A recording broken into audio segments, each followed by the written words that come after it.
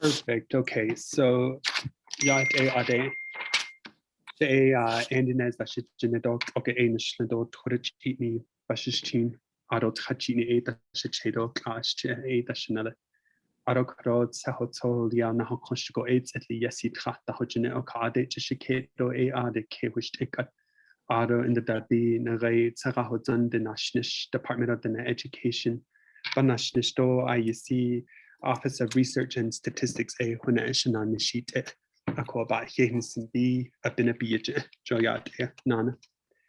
Good morning, everyone. My name is Andy Nez at the Navajo Nation. I am a senior education specialist. I work with the Office of Research and Statistics here at the Department of Diné Education, also known as DOTI. And I am of the Weaver clan, born for the Bitterwater people. My maternal grandfathers are the Red Running into the Water people, and my paternal grandfathers are the Red Bottom Cheek people. I was raised in Rabbit Brush, which is north of Fort Defiance, about 15 minutes north of Window physically in the state of New Mexico. That's where I was born and raised, and it's currently where I live. And I'm excited to see a lot of familiar faces. Our staff has participated in the IERC, I believe 2 years ago, and it's always nice to be back to be able to give a presentation. So, and also thank you, Dr. Lee, for moderating, as well as UNM and all its organizers for this great event. It's virtually, but we should all be used to that by now, right? So thank you. I'm a alum of UNM. I am a graduate of NAS as well as the linguistics department. So shout out to you guys. So I'm gonna go over my presentation, and it's entitled COVID Classroom and Cogitation.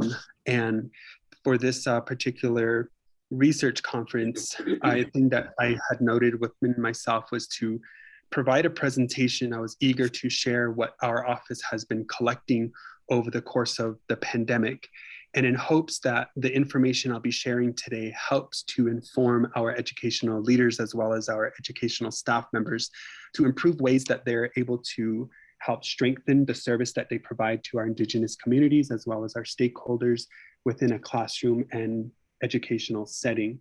And one of the unique things about my position over the course of this pandemic was learning and engaging with our local educational agencies and being able to share some of what the highlights that they've been doing, as well as some of the struggles, and being able to use that as a strategy for myself to inform others on a broader scope so that they're able to improve their delivery in the classroom as well as in an educational setting. As many of you know, probably the Navajo Nation is very large. We are in 3 different states, and we have thousands of students. I'll share a little bit of that information in the several slides from here. But being that that's the case, I felt it was very important to continue this discussion with all our stakeholders in hoping that, of course, we strengthen the education. So I do want to start off this presentation with an anecdote and sort of plant a seed within all of the attendees here, so that as I'm going through the reports that our office has done, that you understand sort of where it's going back to that neutral core purpose of this presentation, so that when we get to a discussion later in the presentation that should involve all of us, that we're able to understand and contribute in ways that serve the purpose for this presentation. So on March 11th, the novel coronavirus, also known as COVID-19, was declared a pandemic by the World Health Organization, which 2 days later prompted the US to announce a national emergency. On the same day of this announcement, the Navajo Nation declared a state of emergency due to confirmed COVID-19 cases surrounding the Navajo Nation. On March 17, 2020, the Navajo Nation Department of Health confirmed its first case, and months following became frightening and transformative. While many Americans and citizens of the Navajo Nation cogitated to the nuances of this disease, one significant transformation across the country was brewing. As non-essential businesses became scarce, national monuments were closing, and airlines were decreasing, among other extraordinary transformation as a result of this pandemic. While immediate closures across social and economic domains were occurring, leaders and stakeholders were left to mitigate an entirely new transformation. As notions of this universal return to normalcy, education in its entirety continues to combat social and economic despair. Teacher shortage, digital inequities, lack of transportation, absenteeism, including other multitudes of challenges and obstacles, continue to conflict with the expectations outlined by respective educational agencies. And so when we look at this new transformation in education and in Indigenous communities precisely having to use, going from in-person learning and shifting gears to online distant learning. I think for many teachers as well as educators, despite how many years they've been in education, this was a new transformation that they had to adapt to. And so I'm not exactly sure the individual who made this quote, and I honestly cannot remember whether it was in a conversation or not, but it always stuck with me since I've heard it last year. And it says, our students left for spring break and never came back. And I feel like that is a really big message to us, that not only are we reminded of how long this pandemic has occurring, but we also begin to think about sort of those underlying conditions that continue to face our students, our parents and guardians, as well as our educational leaders. And so with that, I provide you here a presentation overview. And there are 5 areas that I want to cover in this presentation.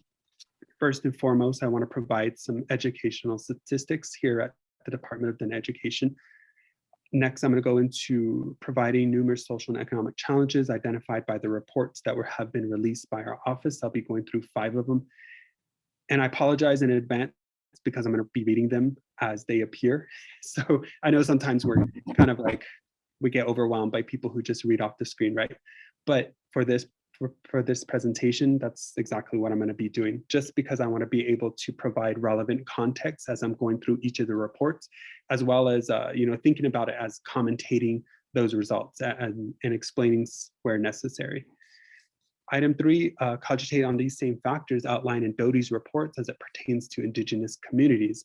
Again, going back to our own roles, whether you're an educational leader, whether you're a board member, a student, a graduate student, what have you, we're all in this because we're somehow tied to Indigenous education.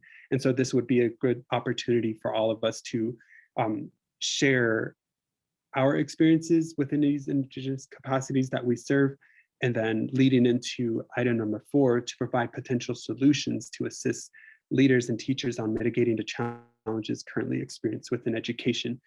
Again, this is an opportunity for us to serve that role in providing and aiding in one another so that we're helping each other. Because of course, the positions that we serve are distinct. Maybe some challenges are less severe than others, but item number 4 is an opportunity for us to help and assist one another as we continue to, of course, mitigate COVID. Lastly, discussion and Q&A. Of course, that's obvious. Just discuss this presentation, any questions and answers. You'll have my contact information as well if you have any questions on the reports that I'll be sharing. Our office also has a reporting request document, so that just needs to be filled out if you need it for anything. So going into some statistics, the Navajo Nation Department of Then Education, housed here on the Navajo Nation's capital in Window we are comprised of 12 different offices, ranging from scholarship to Dene Youth to school accountability and compliance to accreditation, our office on research and statistics, and Johnson O'Malley. We have all different types of programs. I should have obviously provided the link. I can do that following this presentation so that you understand more about what is housed here in our department. Our latest numbers on schools, 226. This includes public grant, BIE, parochial, private, and charter schools. However, the Department of Then Education primarily oversees the grant schools, but we work, of course, collaboratively with our other partners there in public and BIE, parochial, private, charter. We are a mix of pre-K to 12. We have 73 Head Start centers. We have an estimated 78,000 students, and this was recently. Last year, we've learned from our consultations that many of our LEAs have seen a significant drop in enrollment. Previously, we've been referring to 85,000 students, but due to the pandemic, many students have left to urban areas. Some of them have been unknown on their whereabouts. So that number has decreased to 78,000. We also consult with 3 different agencies, state agencies, Utah, Arizona, and New Mexico. We're very happy to be partnering with these and understanding our role in educating our students, and also, of course, sharing our insight to improve their services as well to our Navajo students. We consult as well with over 10 border town districts. These are including those that are in and around the Navajo Nation, such as Phoenix, Albuquerque, and Las Vegas. Surprisingly, a couple of years ago, we found out that we have 326 students in Clark County School District in Las Vegas, Nevada. And I always thought Navajos only ended up in Vegas during NFR, but we have students all over, right? So it's really a unique process to be able to learn about our students' whereabouts and being able to serve them in whatever capacity we can. So on to our first report. And this, of course, is dated July 2020. This is 4 months into the pandemic. And again, I apologize. I'm going to be reading this as it appears just to provide relevant context as I go through each of these questions and the purpose of these questions. So this first one was a parent and guardian back to school survey. And at the time, we were interested in learning the experiences of what had occurred at March, at the beginning of school closures, leading on to this contemplation of whether to return back into school for fall 2020 or to remain in virtual distant learning. And so this survey provided was in 4 sections focusing on the school closures and the experiences there, as well as how the parents and guardians reacted to how schools commenced with online distant learning, the notion of going back to school for fall 2020, and of course, providing some parent and guardian demographics. And so our sample size over the course of 13 days was 800. This was included on the survey results. So as you can see here, question number 1, that majority of the parents and guardians are represented from students who are from kindergarten to 1st grade. Grades 5 through 8 is at 30%, and of course our high schoolers at 29%. And so questions 1 through 6 are talking about the satisfaction related to section 1, which is on the school closure, the announcement of school closures. And on questions 7 and 8, and you'll see this in each section, we wanted to get the experience of our parents and guardians, so that way we address that when we provide these reports to our educational decision makers here at the department or within the president and vice president's office.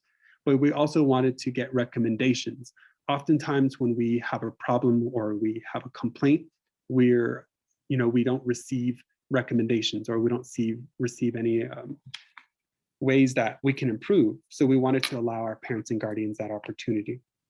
So as you can see, question number 2, that the child's school was effective in communicating their plans for the remainder of the school year. And keep in mind that spring 2020, that was a year ago, 5.83. Question number 3, that teachers were effective in communicating the transition to online distant learning following the announcement. That was at a 5.5. The child's school provided excellent resources to continue online distant learning. That was at a 5.4. Comfort. Teachers provided excellent service for their child to continue distant learning following this announcement. That was at a 5. And question number 6, as a family, we were prepared with services. This includes like Wi-Fi, school supplies like that for their child following the announcement of school closures. Again, that is a 5. So you can see that it's very neutral for a lot of our school parents and guardians who participated in the survey. And then we lead into question number 7, asking about their response or their difficulty when the announcement was declared. And of course, 22% adjusting to online learning without internet. There was a lack of communication from schools and teachers. That was also at 22%. And there was a lack of materials and assignments from schools and teachers at 20%. So the latter part of the quarter, there was, of course, parents and guardians who were left without many of these resources from their schools. Question number 8, 2 recommendations to provide to schools concerning that improvement. 26% to provide a better plan and response to support students, 23% provide readily available services for all students, and 22% improve preparation for parents and guardians to teach their children. And so, of course, being able to transform into this area of online distant learning, there was a lot of areas that were new to parents and guardians, as well as students and administrators. And we shared these surveys with all of our stakeholders here on Navajo, and that is a very large number of educational administrators. So they're able to use some of these as a reflection of them building their response to their communities. And so we go into section 2 on school commences after closure. And of course, question number 9 through 12 is talking about the satisfactory level again. Question number 9, my child received direct services from home to support their online distant learning. That was at a neutral 5.2 again. Question number 10, my child, the school made it easy to navigate online distant learning. That was at a 4.9. Question 11, my child made it easy to maintain, or the school made it easy to maintain online distant learning. That was at a 4.9. And of course, question 12, over the summer, I improved home-based resources. Again, going back to Wi-Fi materials, etc. That was at a 6.1. Question 13, 14, and 15, again, going back into those challenges and then hearing their recommendations. So question 13 asked them to name 2 challenges experienced with school, with teachers, or with home regarding online distant learning. And of course, a lack of internet provided from schools was at a 26%. Unable to maintain child's confidence and their drive was at a 20%, and a lack of personal funds to continue adequate learning at 20%. So of course, going into online distant learning, I think in Indigenous communities, we can attest the fact that due to the geographical terrain, due to our families, the closures of many jobs and things like that, it was, internet became very scarce. And even a year later, we're still addressing a situation that we've been in over a year, and that's strengthening broadband, that's bringing telecommunication services to our families. Going on to question number 14, regarding school specials or electives such as Navajo language, home economics, computer, woodshop, etc. What are 2 concerns you have regarding your students who take these types of classes? And 31% of them said schools need to offer supplies to assist with teaching at home. 24% said they need to be readily available for questions and expectations, and 23% found that Navajo language is important and needs to be a priority. And as many of you are likely aware as well, when this new transition to online distant learning occurred, there was a really heavy focus on core classes. That was science, math, language, and things like that. So a lot of the CTE courses or classes were not so much a priority. And we found that out as well from our office, that many of our schools were not teaching Dene language and culture. Many of them, of course, are hands-on. You have wood shops at the school, you have auto mechanic materials and things at the school. So you can't necessarily take that to all of your students, but there are ways to maintain its priority for your students who are interested in those taking those tracks while in high school. And so question number 15, 2 recommendations to provide schools concerning their improvement. Issue laptops for students, that was at 29%. Provide materials and resources for all content areas, that's 24%. And maintain communication and professionalism, that is at 18%. We go on to section 3 on returning back to school. And this is the question on whether or not to bring students back. And again, this is in fall 2020. And we asked about their comfort levels. And question number 16, that the parent guardian were comfortable sending their child back to school that fall. That was at a low 1.9. Question 17, the school improves overall health responses. If they do, and then provide PPE and maintain its cleanliness, that they feel comfortable. That was still at a low 2.5. Question 18, if the child receives staggered schedules, of course, that's part online in person, AKA hybrid, that they were comfortable sending it back. That was also still at a 2.7. Question 19, if the school eliminates all its sports and extracurricular activities, that they were comfortable sending it back, 2.5, very low again. Question number 20, that they were comfortable if the school maintains online distant learning until it is completely safe to return back to school. That is at a high 8. So it's obviously that it was very obvious that our parents and guardians were uncomfortable sending their child back to school. And even a whole year later, there's still a lot of hesitation in the conversations that we have about the new variants that are coming out, about the ongoing cases that still continue to be on Navajo, even though they remain in single digits. There's still a lot of hesitancy. So question number 21, going back to the challenges that they see at home if schools remain closed. And that is limited academic service support and materials. That was at 34%. There was some challenges, but overall they were prepared. That was at 22%. And that their child will not be invested in academics. That was at 20%. And question 22, what are 2 ways schools and teachers can continue to provide excellent service. Of course, provide accessible internet for families, that was at 30%, provide one-on-one opportunities, that was at 27%, and have an open campus for any drive-up services, package, things like that, that was at 25%. And so our last section on parent and guardian demographics, household size, that was question number 23. 45% of our participants said they are in household size of 3 to 4, 37% are 5 to 6, and 8% are 7 and 8. So we also understand with the closures of schools, businesses, colleges, things like that, that a lot of our families have grown back at home, and many of which are multi-generational households as well. Question number 24, what are the grade levels, including any college student included in your household? 28% for both pre-K to 12 and some college students, as well as pre-K to elementary at 24%.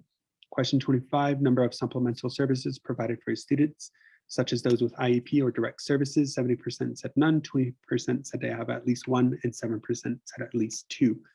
And this is a very important part of education, being able to provide auxiliary services to students who need it, as well as any PT services that they also would need. 26 question 26, who is your Wi-Fi provider? Of course, this varies by agency here on the Navajo Nation, but 29% of those who participated said they get Frontier Communications, 23% said they did not have internet, and 18% said they had Intuit Choice Wireless. Last question, if there was no bus runs, will your child have adequate transportation to school? 66% said yes, and 34% said no. And so we go into our next survey, and this was completed in August 2020. However, the results reflect the latter part of 2019. This was conducted in person at 3 community events, 2 of them here in Window and 1 in Shiprock. And this was in person, of course, again, prior to the pandemic. This was the latter part of 2019 with a sample size of 314. And this was to gather information again on demographics to provide with, to our leaders and decision makers an opportunity to examine their projections when serving families on the Navajo Nation to achieve educational equity. As we know, as in Indigenous communities, there's a lot of variations when contemplating on how to best serve our students, because we can't think of everybody as the same or coming from the same background. So statistics such as this help to for decision makers in education to make the best decisions for their communities and for their schools. So of course you have the gender there, male and female. Majority of them who completed were female. Also question number 2 under employment, majority of them were employed, but 44% were not employed. The yearly income, as you can see, the highest number there at 46 made under $10,000. So we can't expect families to have adequate materials. We can't expect them to have vehicles and transportation. Like, we can't put them in this pool of being able to provide and have equitable services at home when we understand that 46% of at least those who participated in the survey made under $10,000. 16% made 10 to 20,000, 13% made 21 to 30, 9% 31 to 40,000, 6% 41 to 50, 5% at both 51 to 60,000 and over 61,000. The marital status, as you can see there, majority of whom are either single or married. The median household size, question number 5, is at a 4, highlighting all that applied to you. Question number 6, again, going back into understanding where our parents and guardians from, 22% said they had running water, 23% had electricity, 14% rely on heaters, 16% have wood stoves, 11% have paved roads to their homes, 14% have dirt roads to their homes. Question 7, do you live in a multi-family household? 37% said yes, and 63% said no. We go into question 8, asking about Navajo and being able to speak to their child. 10% said never, sometimes at 58%, and always at 32%. Question number 9, do they participate in traditional ceremonies? Never at 14%, sometimes at 46%, and always at 40%. Question 10, how active are you involved in your child's school functions? Never at 2%, 34% sometimes, 64% always, Question number 11, does your child school communicate well with with you regarding school functions? And 89% said yes, no at 11%. Question 12, do you feel your child's school is providing quality education? 71% said yes, 29% said no. Question 13, are you first generation college student? Yes at 42%, no at 58%. And the highest level education completed, high school at 33, some college 40%, and you can see the rest of the percentages there for the other types of degrees. And so again, these are just to help serve those in educational capacity to help understand for their students whether or not to make Navajo language a priority, or to improve some of that into their curriculum or into their classes. You'd be surprised how many don't have a curriculum to be able to teach in the language and culture. So going into our third report here, September 2020, of course, we are about 2 months or about a month and a half into online distant learning, which was the primary format for schools here on the Navajo Nation. 426, of course, over the course of 2 weeks, that students primarily attended public schools. And those numbers are typically reflect the schools here on Navajo, majority of which are public schools, because there are only 29 grant schools here, BIE schools, which is about the same number. So as you can see there in question number 1, we talked about that students primarily come from public schools. Question number 2, of course, we have agencies here on the Navajo Nation, Eastern Agency, Fort Defiance, Western, Northern, Central Agency, and the percentages there that represent those where our participants primarily came from. As you can see, it's from Western Agency, but we did get 21% from families who lived off the Navajo Nation. 9% I am unsure, which I'm also unsure how they're unsure. So question number 3, the current household size again, going back into that 4 to 5 household size at 47%. So that is also an understanding by now. Question number 4, multi-generational household. 31% said they live in multi-generational households, 69% said they don't.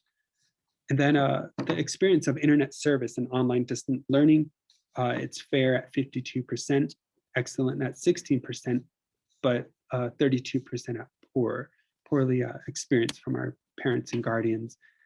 Again, this also helps us understand where to turn our attention to, who to consult with, and what their parents and guardians are saying. Question number 6, 2 challenges currently being experienced with regard to the school and technology support. And as you can see there, poor internet service where they reside. Again, just this going back into the terrain of our families, many of which probably live in canyons, below mountaintops and things like that, which make it very difficult to obtain internet service. And second, of course, is pricing and data plans. As you can see, that is a reflection of understanding that a majority of our parents and guardians don't make a significant number of income, which of course makes them not really rely on pricing and data plans, which could be the case. Going into question number 7, select 2 ways schools can improve the technical assistant with their decision to maintain online distant learning. Again, understanding that Wi-Fi service is a problem, still is. And then going into that second part of establishing an alternative plan for future IT outages or failures. Question number 8, that they have reliable transportation to do school packets, to visit IT support, park at available hotspots, things like that. 63% said yes and no at 37%. Question 9, are you aware of any partnerships with telecommunication agencies such as N2A, Sacred Wind, who provide hotspots? 37% said yes, and 63% said no. In this particular survey, we had asked an open-ended question on their experiences and solutions to online distant learning and their difficulty with IT. And so, as you can see here, many of their experiences was on their service and accessibility, was on their IT plans that didn't reflect student population, that schools had limited IT staff or that they were non-existent.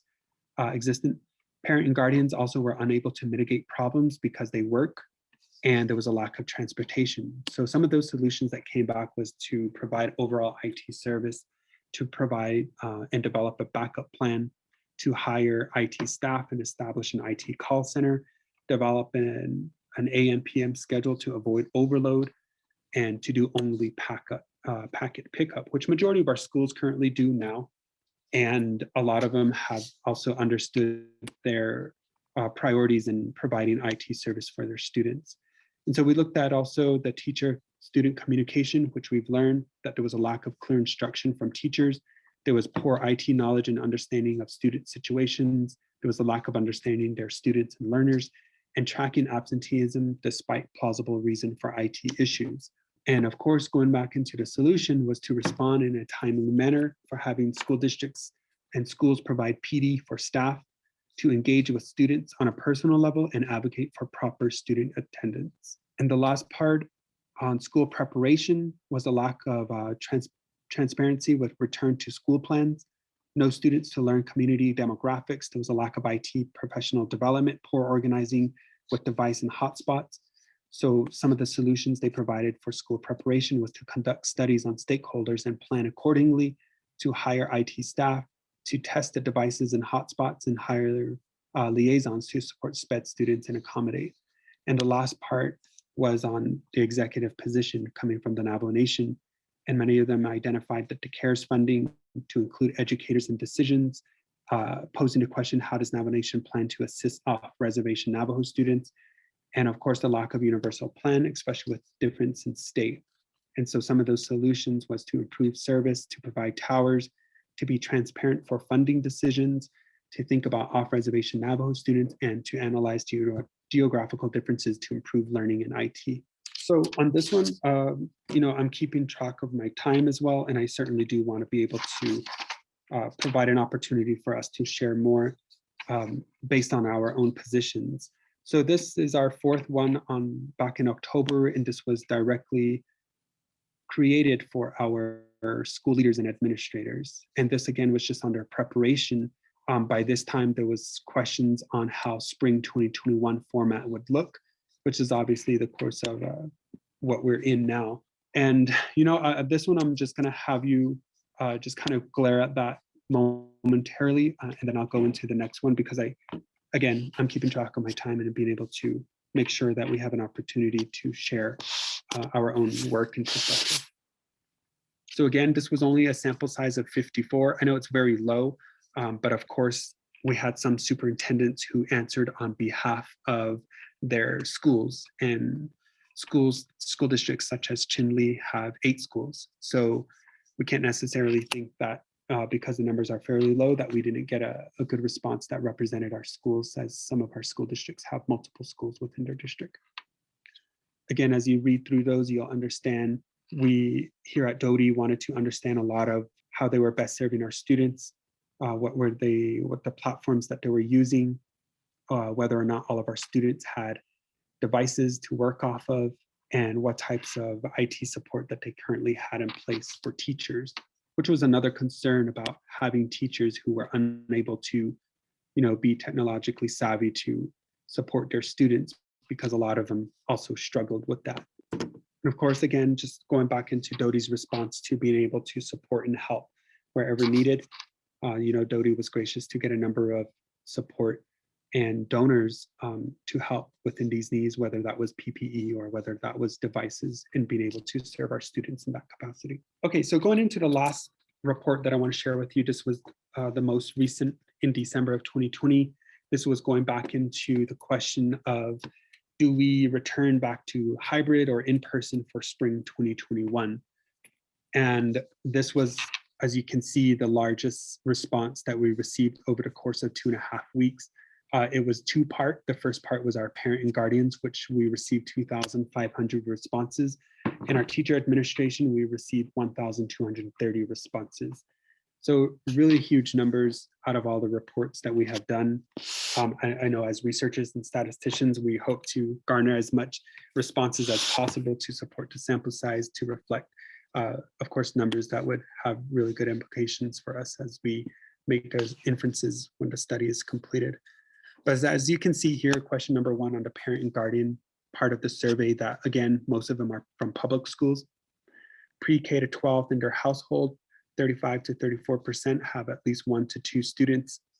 Question number 3, the digital devices that they owned them, 66% said no, yes, 21% said no, and that not all of their child received devices was at 13%.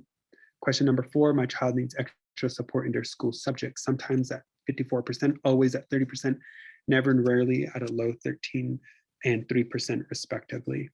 As you can see, question number 5, under satisfaction with delivery of the language and culture, yes at 55%, no at 21%, and 24% of the schools where their child came from does not offer the language and culture. Question number 6, that the schools have been helpful in providing extra support needed for school subjects, always at 16%, sometimes at 41%, rarely never at 18 and 5% respectively. Question number 7, on a scale that measures confident that the parent and guardian were confident the schools meeting their child's needs, that was at a 6.4. Question number 8, for their high school students, that they felt their school was preparing them well for college and career readiness, yes at 34%, no at 22%, and I do not have a high school student, 45%. Question number 9, that they currently participate in following extracurricular activities, athletic at 17%, school government, clubs and organizations, other and none at 60%. Obviously, a lot of our students perhaps didn't have that option to, or their school didn't provide that option. Question number 10, again on measuring satisfaction, that as a parent and guardian that they were satisfied with the services the school was providing. And this is academic counseling, extracurricular activities, homework, etc. That was at a 6 out of a 1 to 10 scale. Question 11, as a parent guardian, my personal preference for the second semester, of course, online, 55%, in person at 18%, and hybrid and online at 27%. So majority of our parents and guardians wanted online to remain for spring 2021. Question 12, we wanted to know the background and their personal preference for the indicated areas that they included for the school format. Of course, going back to COVID safety, and then social and mental health being at 12%. As you can see there, 36% for COVID safety, and all the above at 27%. And so we wanted to also get student input. And I feel like oftentimes as educational leaders, they often forget the most important voice in the education, which is the students. And so we wanted to include a question that asked the students. And so we reached out and asking their personal preference for second semester, which is currently spring 2021, online at 48%, in person at 26%, and a mixture of both at 27%. So a tad under half of the students who responded prefer to remain online. However, we did have a jump in 26% who wanted to return back to school. And again, going back to their personal preference and its influence, COVID safety, 32%, school support and resources, social and mental health, as you can see the percentages there, and 28% with all the above. And then as a parent and guardian, this is question 15, that they were prepared for online distant learning if the schools remained in this format, and 7 out of a scale of 1 to 10 saying that they were pretty well prepared. And again, that preparation reflects paying monthly costs, access to internet, IT support from school. As you can see there in question number 16, those influences for their measuring of that 7 out of the 10. So then we go into our teacher and administrative part of the survey and understanding where majority of whether it was the teacher or administrator who completed the survey. That was question number 1. You can see the significant difference in 81% who were teachers, and then 19% were administrators. Question number 2, majority of course were employed with public schools, but we do have representation from other school types. And then question number 3, that they were conducting classroom format, strictly virtual, distant learning. Of course, you can see those are the high percentages. I'll go into the next slide. So this is the important piece that I wanted to share on providing potential solutions to assist leaders and teachers in the educational arena on mitigating challenges. And of course, these were shared based on our consultation with many of our schools. And this first bullet point, you can see that one of our school districts in Arizona had developed a call center. And I thought this was very unique. And this is something that I shared with a lot of our other districts, that, you know, this district in Arizona, they created a call center, 4 different ones. One was to reteach, enrich, and tutoring help. The second was for trauma and social emotional learning support for students. 3 was IT support, and 4 was for basic needs, family needs such as food or PPE and things like that. So of course their parents and guardians had an opportunity to call these areas despite whether well, related to whatever they needed, right?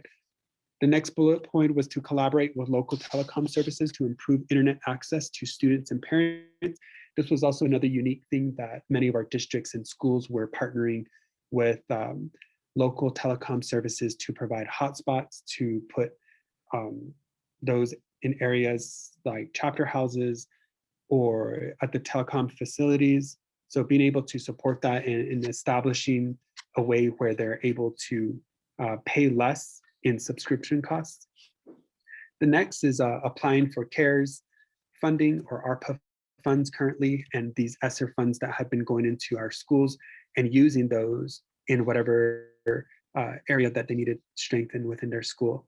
Transforming buses, you can see here, I have a picture on the left side of a school district in Arizona as well, a different school district than the call center, but they transformed their bus. As you can see here, they drive out sort of like a mobile unit for students who are unable to get to school or who have poor access to internet services. So they're able to have a teacher on site, being able to support students and then helping them in that way, which I thought was very unique. The next one is to use cell phone for attendance instead of logins or packet drop-off.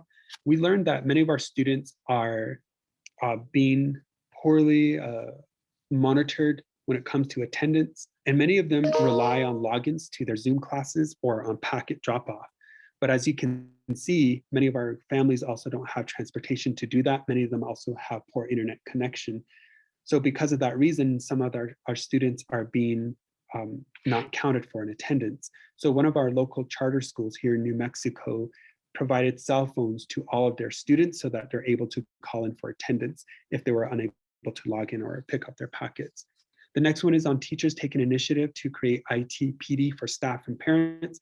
Again, going back to staff and parents being unable to, understand how Zoom works or understand how Google Meet works or whatever platform the school is using.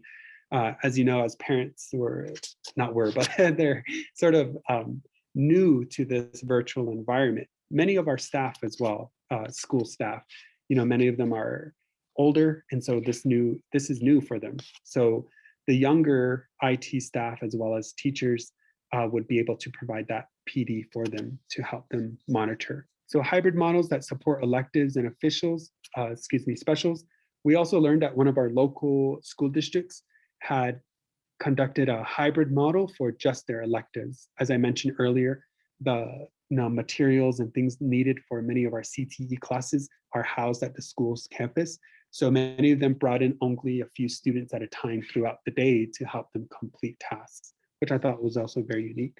This one used local vacant venues to support SPED students. As you can see, obviously, Window Rock District using their huge facility to support SPED students. Obviously, they have, I don't know if you can see my cursor, but around this whole entire arena is a large open space where people walk. But what they ended up doing was putting a lot of chairs and services that supported their SPED students for any on-site services that they needed. The next bullet point talks about CDC school expectations signage in multiple languages. Of course, depending on the Indigenous community, many of this is also for parents and guardians, visitors, as well as students, and being able to ensure that students have also recognized the multiple language that's being used in accordance with what CDC is requiring for schools. The next one, the last bullet point on this page, transform vacant rooms as PPE centers. One of our school districts in New Mexico had transformed their gymnasium into a PPE center. And this was for students, parents, and guardians, families to come in if they needed anything, and that they would just visit that and then being able to gather the PPE that they needed. Next one, the last 4, in the language in classes, teaching virtually and using 90-10, 80-20 speaking. This is very important for those schools that are teaching immersion courses, classes, in a language. We always talk about students being able to learn their language at home, that it comes from the home, that it stems from people living at the home, as well as those who live with grandparents, which majority of our students also do. Now is like an opportunity for us to take advantage of that. And this school district is being able to speak 90% in their language and 10% English, and then 80% and 20% with their upper grades.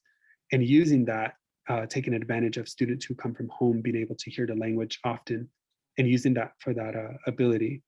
The next bullet, conduct ongoing assessments to learn about students' need and deliver accordingly. Sorry.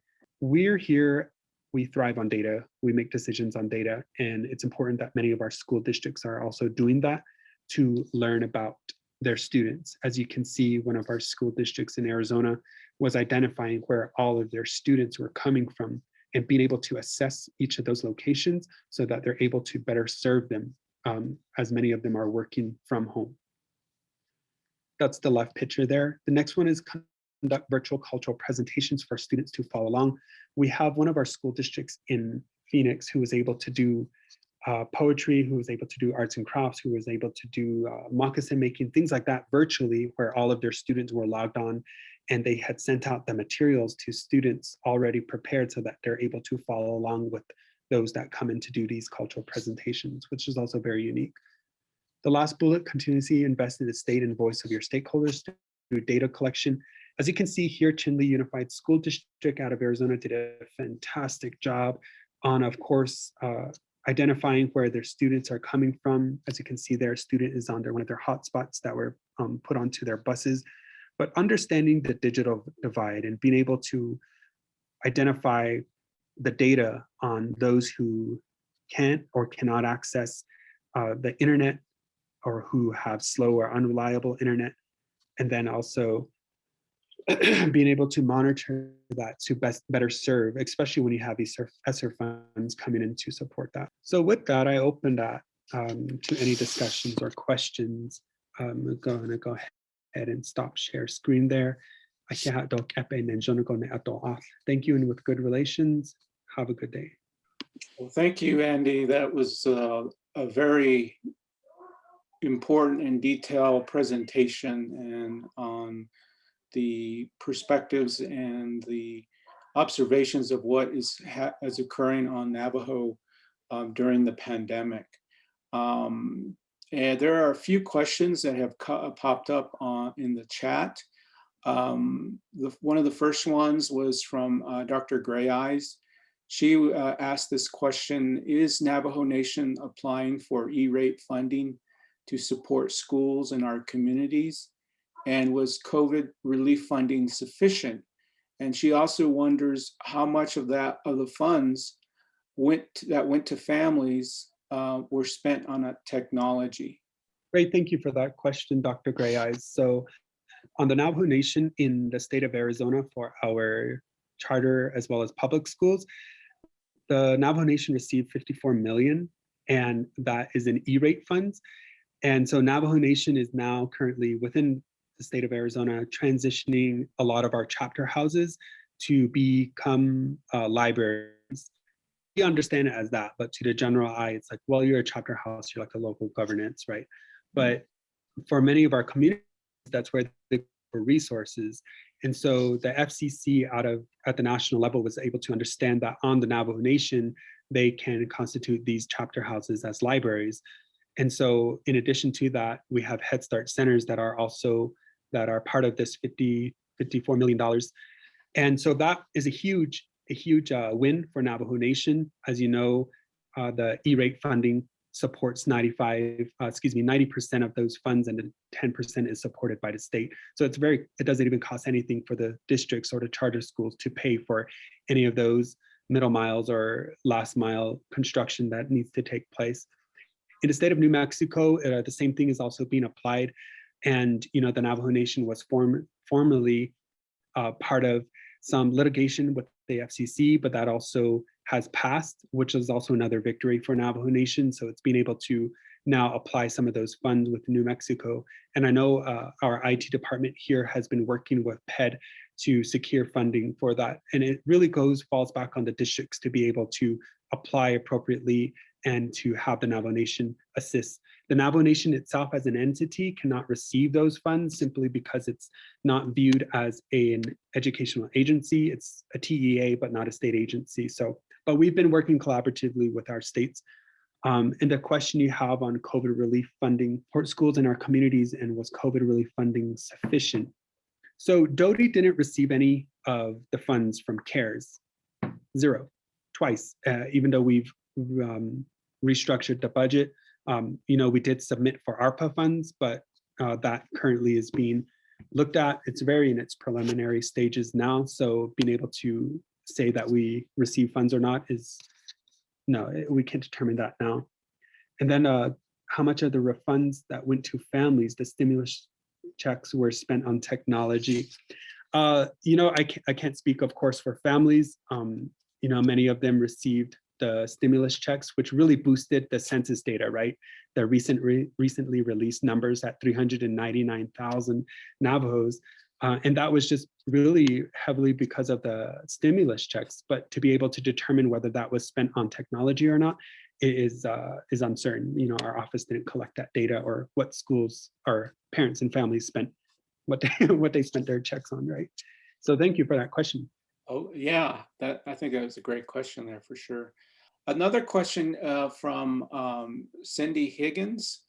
How did the districts address or continue to address professional development for remote teaching? Yeah, thank you for the question, Cindy. So the PD, we've learned, going back to the presentation on how a lot of the median age for many of our schools is high. And so many of them are not equipped with understanding technology. I myself get annoyed sometimes with technology, but being able to have the expectations from your leaders at the educational or these school districts and rely on using Zoom or Google Meets or Skype, really, a lot of them have referred to their young staff to be able to provide those PD for them. We've also learned that many of our schools don't have full-time IT staff, and many of them also who do have them are either part-time or they're consultants, and also many of them don't have the expertise. So over the course of when the questions were asked to now, many of which probably have been improved, but those were some of the areas that we've seen in terms of PD and providing that for teachers as well as parents. And some of our students, they come from parents who work full-time. So a lot of the parents are not there to be able to rectify any of these IT problems or to make calls to the districts. And so students are left without any other options other than to be counted absent and trying to, justify their reason for that. But many of our school districts are not accepting of some of that. But yeah, that's in terms of PD. Thank you again, Andy. That was a great informative presentation and very important, I think, in the sense that we want to know what is happening with our students in New Mexico and on the Navajo Nation, and are they getting the adequate education that they need? And so thank you again for this presentation. So, all right, I think did you want any final thoughts that you want to say, Andy? Thank you all. Be careful, stay safe. Yeah.